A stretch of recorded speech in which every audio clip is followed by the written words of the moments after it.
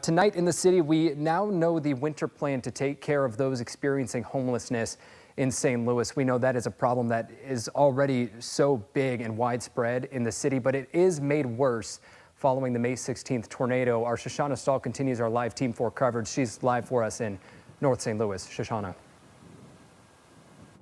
Yeah, Cameron, that's right. And as we are getting into those colder temperatures, many people that are living in homes in the tornado impacted areas are having their homes exposed to the elements, their homes boarded up, or having their roofs tarped, leading a lot of them to raising concerns over what they're going to do as we head into the winter months. Today, the city announcing a plan to help.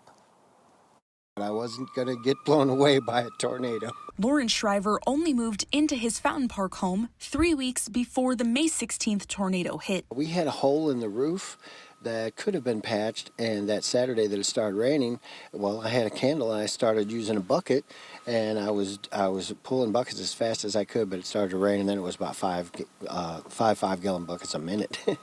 So I had to give up to Mother Nature. Since then, he's been living in a tent on his front lawn. Having some cover so that the wind doesn't come or the temperatures don't get to you. Next week should be okay, and keeping in touch with people.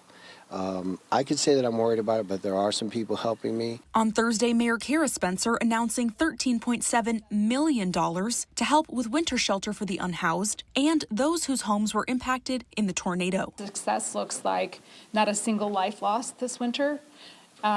Success looks like families that can come out of this winter with a plan for continued living here in the city of St. Louis. $1 million from RAM's interest money will go towards the Impacted Tenants Fund, which helps displaced residents relocate. Nearly $3.4 million from RAM's interest money will go towards transportation to shelters, warming buses, adding 200 new shelter beds, and extending the hours of shelters. Then $9.3 million will come from the excess in last year's city budget to help with critical needs, including opening a shelter space for 1,000 people who were impacted by the tornado. Mayor Spencer says in the aftermath of the tornado, many more people will need safe, warm places to go. Some of the biggest investments in winter shelter that I believe our city has ever seen, in light of what I believe to be the biggest need in shelter that our city has ever seen. Knowing this money needs to go out as quickly as possible, the Board of Aldermen plan to fast-track these 3 bills, hoping to have them passed in 2 weeks. This is our moral test as a city,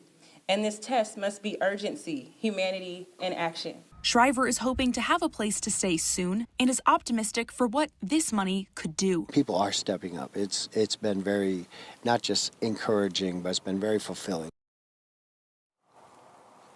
Today, city leaders do saying they hear community members' concerns over what they say would be a lack in urgency in getting help to people that are impacted, hoping to change that. That's why they're looking to fast track these 3 bills and allocating those funds within the next several weeks. Live in Fountain Park, Shoshana Stahl, First Alert 4.